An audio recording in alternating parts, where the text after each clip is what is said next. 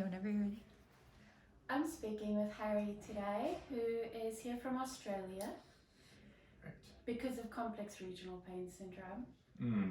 You thought that's why you're coming. We're just treating your central nervous system. That's it, yeah.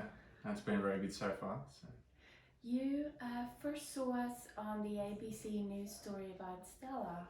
Correct, yeah. So I was just sitting at home and my auntie sent me a news article in the national news back in Australia about one person, Stella, who was coming over here, and then another boy, Romeo, who had been here, who you treated, who had great success. So I knew immediately after reading the article that this is where I needed to be.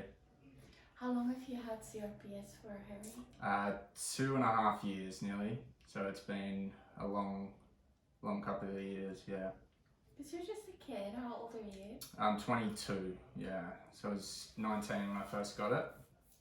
So it's sort of, yeah, considered the prime of your life, but it sort of takes all that away from you pretty quickly. You were playing rugby, am I correct? Yeah, touch football. So I was just playing a game as I normally did, and just stepped in a pothole and twisted my ankle. They sort of said you'll be back on the field in 4 weeks, and here I am 2.5 years later. So you were not back on the field. Nah, got all out of hand, and yeah, sort of got to the point where I was struggling to walk longer than sort of 5 minutes at a time. How bad was your pain when you came?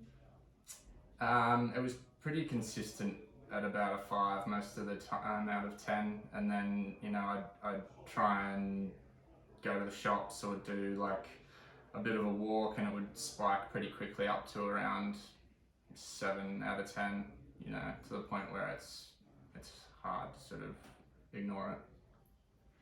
And Australia, as far as I can tell, it's not the best place for complex regional pain syndrome. You guys have a very sort of medical approach there, correct? Yeah, absolutely. It's very focused on treating the symptoms and managing the pain for you. I had 3 nerve blocks. I was on a lot of different medications over the course of the 2 years.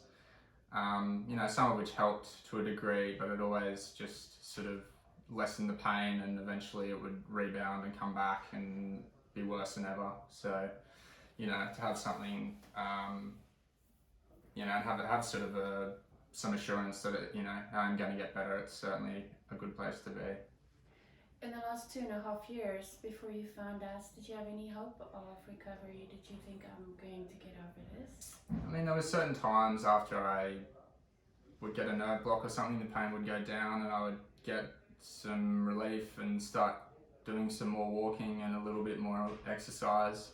And I always try to remain optimistic, but then, it would just come back, come surging back, and would always be difficult to remain positive in those times.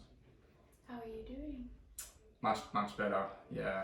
I mean, my pain's been stable for a couple of weeks now, around 2 or 3 out of 10, and certainly making some good progress in terms of strength and walking tolerance, which is nice.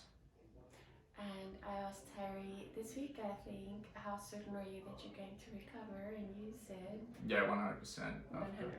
I got no concerns about that now, thanks to you, doctor. Oh. So you're going to ring that bell? Yeah, 100%. Yeah, and looking forward to it. I remember when you messaged us on Facebook. It was a Sunday, and I was the first one that saw your message. And yeah, I thought this was meant to be. Absolutely. Thank you everyone for watching. Thank you for doing this video, because no problems. People need to hear hopeful stories. And we'll check back in with Harry, and certainly we'll live broadcast your bell ringing. Looking forward to it. Thanks. Me too.